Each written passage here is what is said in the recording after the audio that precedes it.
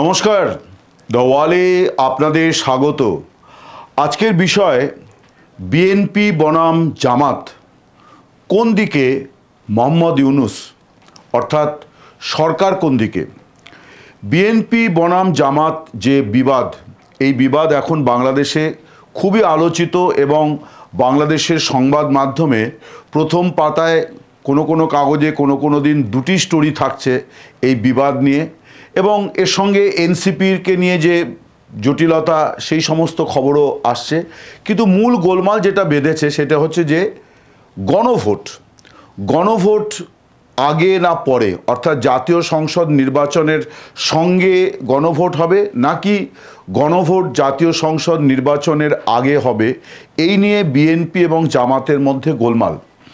বিএনপির বক্তব্য যে জাতীয় সংসদ নির্বাচন এবং যেদিন হবে সেই দিনই একই সঙ্গে আলাদা ব্যালট পেপারে গণভোটের জন্য রায় নেওয়া দরকার, আলাদা করে কোনো নির্বাচন করার প্রয়োজন নেই। এবং তারা বলছে যে গণভোটের জন্যে আলাদা করে ভোট করতে গেলে পরে যে বিপুল খরচ হবে সেই খরচ থেকেও রক্ষা পাওয়া যাবে। অন্যদিকে জামাতে ইসলামী তারা দাবি করছে যে না, নভেম্বর মাসের মধ্যে গণভোট সম্পন্ন করতে হবে এবং তারপর জাতীয় সংসদ নির্বাচন হবে। এই যে গণভোটের বিষয়টি, এখানে মূল বিষয় হচ্ছে যে জুলাই সনদ যেটা স্বাক্ষর করেছে দলগুলি, এখন সেই জুলাই সনদ বাংলাদেশ সরকার, বাংলাদেশের রাজনৈতিক দল, এদের প্রত্যেকের জন্যই একটা গলার কাটা হয়ে দাঁড়িয়েছে, একটা শাঁখের করাত অবস্থা প্রত্যেকের। তার কারণ হচ্ছে যে এই জুলাই সনদ নিয়ে মোহাম্মদ ইউনূসের সরকার তারা যে জটিলতা তৈরি করেছে এবং ঐক্যমত্য কমিশন যারা এই জুলাই সনদের খসড়া প্রস্তুত করেছিল, যেখানে রাজনৈতিক দলগুলি স্বাক্ষর করে এসেছিল এবং একটা বড় অনুষ্ঠান হয়েছিল, তারপরেও দেখা যাচ্ছে যে সেখানে অনেক কিছু অন্তর্ভুক্ত করা হয়েছে। এবং বিএনপির অভিযোগ হচ্ছে যে তারা যে ডিসেন্ট নোট দিয়েছিলেন, অর্থাৎ যে সমস্ত ইস্যুতে তারা সহমত হয়নি, সেই সহমত না হওয়া অংশগুলি চূড়ান্ত জুলাই সনদে স্থান পায়নি। ফলে বিএনপির যে অনেক ব্যাপারে আপত্তি আছে, এই আপত্তির বিষয়টি এই ঐতিহাসিক দলিলে থাকছে না। ফলে বিএনপির বক্তব্য হচ্ছে সেগুলিকে অন্তর্ভুক্ত করে তারপর আবার চূড়ান্ত খসড়া প্রকাশ করতে হবে। এবং তারা বলছে যে এই জুলাই সনদের ওপরে গণভোট যদি করতেই হয় তাহলে সেটা জাতীয় সংসদ নির্বাচনের সঙ্গে একই সঙ্গে হবে। অন্যদিকে জামাতে ইসলামীর কথা আমি একটু আগে আপনাদের বললাম যে তাদের ভিন্ন মত। আর যে দলটিকে কেন্দ্র করে এই জুলাই সনদের বিষয়টি এসছে, অর্থাৎ যে দলটি জাতীয় নাগরিক কমিটি, যারা বৈষম্য বিরোধী ছাত্র আন্দোলনের নামে যারা গত বছর জুলাই আগস্টে আন্দোলনের নেতৃত্ব দিয়েছিল, সেই জাতীয় নাগরিক কমিটি কিন্তু এখনও জুলাই সনদে স্বাক্ষর করেনি। জামাতে ইসলামীর বক্তব্য হচ্ছে যে নভেম্বরের মধ্যে গণভোট এবং তার আগে জুলাই সনদকে আইনি স্বীকৃতি দিতে হবে। অন্যদিকে বিএনপি এবং তার সহযোগী দলগুলির বক্তব্য যে জাতীয় সংসদ নির্বাচন হবে এবং নতুন সংসদের নির্বাচিত জনপ্রতিনিধিরা সেখানে এই প্রস্তাবকে পেশ করে সেখান থেকে এটাকে বৈধতা দেওয়া হবে। প্রশ্ন হচ্ছে যে জামাতে ইসলামী তারা কেন ইউনূস সরকারকে বলছে বারবার যে এখনই এটাকে আইনি বৈধতা দিতে হবে?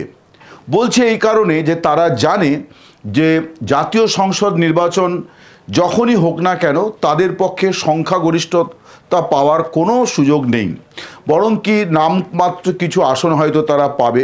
এবং আপনারা হয়তো ইতিমধ্যে অনেকে জেনেছেন যে মির্জা ফখরুল ইসলাম আলমগীর, বিএনপির মহাসচিব, তিনি তো আজকে ঢাকাতে, অর্থাৎ মঙ্গলবার ঢাকায় তিনি রীতিমতো তুচ্ছতাচ্ছিল্য করে জামাত সম্পর্কে বলেছেন যে যদি নির্বাচন হয় তাহলে তারা একটি আসনও পাবে না, প্রায় মুছে যাবে জামাত। এইটা মির্জা ফখরুল ইসলাম আলমগীরের বক্তব্য।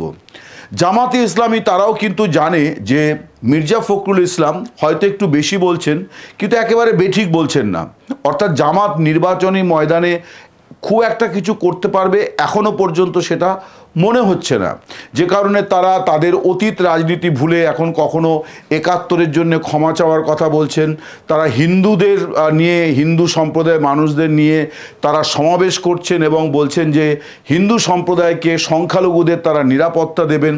এই সমস্ত কিছু কিন্তু একেবারে নির্বাচনী গিমিক, এ নিয়ে কোনো সন্দেহ নেই। জামাত মনে করছে যে বিএনপি যদি সরকার গড়ে তাহলে এই জুলাই সনদের অনেক কিছুই তারা বাদ দিয়ে দেবে, কারণ তখন সেটা নির্বাচিত সরকার এবং নির্বাচিত সংসদের আলোচ্য বিষয় হবে। এবং বিএনপি যদি সংখ্যাগরিষ্ঠতা পেয়ে যায় এবং তাহলে তারা এই জুলাই সনদ থেকে এমন অনেক কিছু বাদ দিয়ে দেবে যেগুলির সঙ্গে বিএনপি সহমত নয়। এমনকি আইনি বৈধতাও দেওয়া হবে কি না এটাও একটা বড় প্রশ্ন। এই প্রশ্ন জামাতকে তাড়া করে বেড়াচ্ছে। ফলে তারা চাইছেন যে মোহাম্মদ ইউনূস তিনি এই জুলাই সনদকে আইনি স্বীকৃতি দিয়ে, অন্তর্বর্তী সরকার এই আইনি স্বীকৃতিটা দিয়ে দিক। এখন এই যে বিবাদ, এই বিবাদ কোন দিকে গড়াবে, এবং দু শিবির থেকেই কিন্তু বলা হচ্ছে যে নির্বাচন পিছিয়ে দেওয়ার একটা প্রচেষ্টা হচ্ছে। আর এটা তো ঘটনা যে বিগত কয়েক মাস ধরে বাংলাদেশে আওয়ামী লীগ বিরোধী সব দলের ক্ষেত্রেই একটা বিষয় দাঁড়িয়েছে যে যে কোনো একটা কিছু হলে পরেই আওয়ামী লীগ বা স্বৈরাচারের দোসরেরা এই সুযোগ নেবে, ওই নেবে, এইসব বলে নিজেদের বিবাদগুলোকে তারা যতটা সম্ভব আড়াল করার চেষ্টা করে। কিন্তু এখন অন্তত গত দিন ২০-২৫ ধরে এই বিভাজনটা কিন্তু সম্পূর্ণভাবে পূর্ণাঙ্গ বিভাজনের আকার নিয়েছে, যে কেউ কোনো কম্প্রোমাইজের জায়গায় যাচ্ছে না। আপনারা জানেন যে সরকারের তরফে ঘোষণা করা হয়েছিল যে তারা যদি দলগুলি নিজেদের মধ্যে আলোচনা করে এই বিষয়ে কোনো সহমতে পৌঁছতে না পারে তাহলে সরকার একটি সিদ্ধান্ত নিজের থেকে দিয়ে দেবে। সেই সিদ্ধান্ত কবে দেবে এখনও পরিষ্কার নয়। আমি সোমবার দিন প্রধান উপদেষ্টা অধ্যাপক মোহাম্মদ ইউনূস, তার যিনি প্রধান প্রেস সচিব শফিকুল আলম, তার সঙ্গে আমার টেলিফোনে কথা হলো অনেকক্ষণ। আমি তাকে এই বিষয়টি জিজ্ঞাসা করেছিলাম। আমাদের একটি সাক্ষাৎকার তিনি দিয়েছেন, সেখানে আমি এই প্রশ্নটি করেছিলাম। তিনি বলেছিলেন যে না, এটা খুব বড় কোনো বিবাদের জায়গায় গড়াবে না, আর যদি দলগুলি সত্যিই নিজেদের মধ্যে কোনো মীমাংসা সূত্র বার করতে না পারে তাহলে সরকার একটা সিদ্ধান্ত দেবে। এখন দলগুলি যে কোনো মীমাংসা সূত্র দিতে পারছে না বা দিতে চায় না, এটা এখন কিন্তু স্পষ্ট।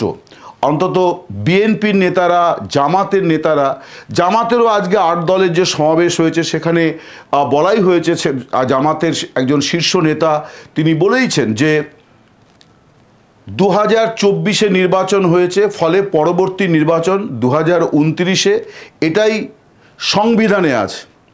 তিনি কথাটা এই জন্যে বলছেন যে কেউ কেউ বিএনপির তরফ থেকেই মূলত এটা বলা হচ্ছিল যে গণভোটের কোনো বিধান সংবিধানে নেই। তাই জামাত নেতা বলছেন যে 2026-এ নির্বাচন করারও কোনো বিধান সংবিধানে নেই। যখন একটা নির্বাচন হয়েছিল তাহলে পরবর্তী 5 বছর পর নির্বাচন হবে।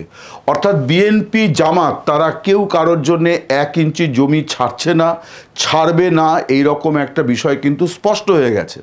ফলে এখন প্রশ্নটি হচ্ছে মোহাম্মদ ইউনূস তার মনে কি আছে, অন্তর্বর্তী সরকারের উপদেষ্টারা কি ভাবছেন, তারা কোন সিদ্ধান্ত নেবেন। তারা কি বিএনপির সঙ্গে সহমত হয়ে জাতীয় সংসদ নির্বাচন এবং গণভোট একই সঙ্গে করবেন? তারা কি জামাতে ইসলামীর দাবি মেনে এই জুলাই সনদের ওপরে আইনি যে স্বীকৃতির কথা তারা বলছে সেটা কি তারা দিয়ে দেবেন? এই প্রশ্নগুলো এখন খুব গুরুত্বপূর্ণ। এবং এইটা নিয়ে আমি দুই শিবিরের লোকজনেরাই দেখতে পাচ্ছি, তারা মনে করছেন যে জামাত মনে করছে যে মোহাম্মদ ইউনূস তিনি বিএনপিকে দিয়ে নির্বাচনকে বিলম্বিত করার চেষ্টা করছেন।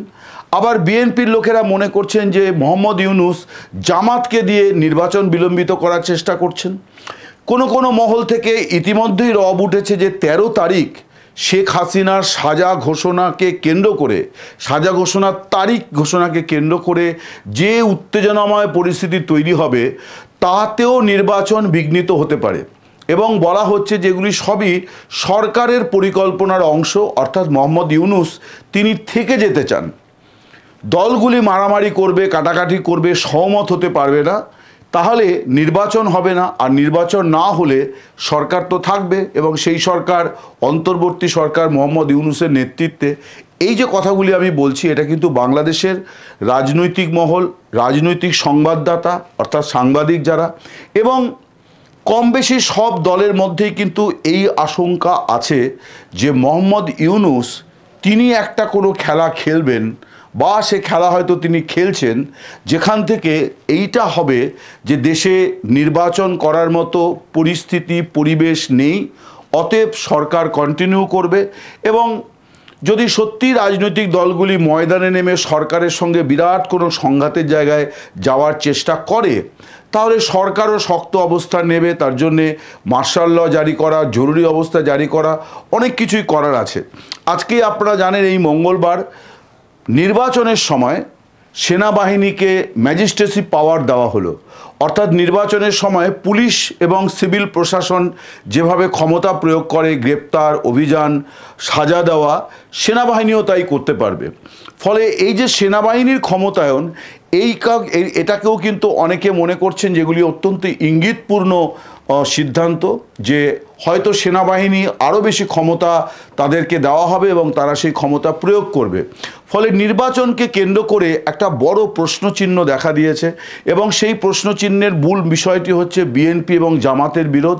কেউ কারো জমি ছাড়বে না। এখন এই জায়গায় তারা চলে গেছে যে কোনো ধরনের কম্প্রোমাইজ করা মানেই হচ্ছে তাদের নির্বাচনী ময়দানে হার স্বীকার করে নেওয়া, ফলে কেউই পিছোবে না। এখন এই যে সিচুয়েশানটা তৈরি হয়েছে যে কেউ আপোষ করতে রাজি নয়, এর দ্বারা লাভবান যিনি হতে পারেন তার নাম কিন্তু মোহাম্মদ ইউনূস। কারণ তিনি বলতে পারবেন যে রাজনৈতিক দলগুলি যদি সহমত হতে না পারে, আমি তো ঐক্যমত্য কমিশন গড়েছিলাম, তাই যদি তারা না পারে, তারা যদি এক টেবিলে বসে আলোচনা করে জাতীয় স্বার্থে সিদ্ধান্ত নিতে না পারে, তাহলে আমি কি করব? আমাকে তো থাকতেই হচ্ছে। ফলে এই মুহূর্তে বাংলাদেশের রাজনীতিকে কেন্দ্র করে যে জটিল পরিস্থিতিটা, অর্থাৎ নির্বাচন হবে কিনা, 13 তারিখ শেখ হাসিনার সাজার দিন ঘোষণাকে কেন্দ্র করে আওয়ামী লীগ যে কর্মসূচি নিয়েছে, সেই কর্মসূচি কতটা অগ্নিগর্ভ হয়ে যাবে, কতটা অস্থির পরিস্থিতি তৈরি করবে, এবং এই সবগুলোই কিন্তু একে অপরের সঙ্গে সম্পৃক্ত, কোনো আলাদা নয়। এবং এমন একটা সন্ধিক্ষণে বাংলাদেশ আজকে দাঁড়িয়ে আছে। একদিকে শেখ হাসিনার সাজা ঘোষণাকে কেন্দ্র করে পরিবেশ ক্রমশ তপ্ত হচ্ছে, এবং আওয়ামী লীগের সক্রিয়তা বেশ দৃশ্যমান, এটা নিয়ে কোনো সন্দেহ নেই। আর যেটা বড় বিষয় সেটি হচ্ছে যে জাতীয় সংসদ নির্বাচন, গণভোটের দাবি, জুলাই সনদকে আইনি স্বীকৃতি দেওয়া, এই নিয়ে বাকি দলগুলির বিবাদ, সব মিলিয়ে বাংলাদেশ কোন দিকে যায় আগামী কয়েকদিনে হয়তো সেটা ভালোই পরিষ্কার হবে। নমস্কার, শুভরাত্রি, সকলে ভালো থাকবেন।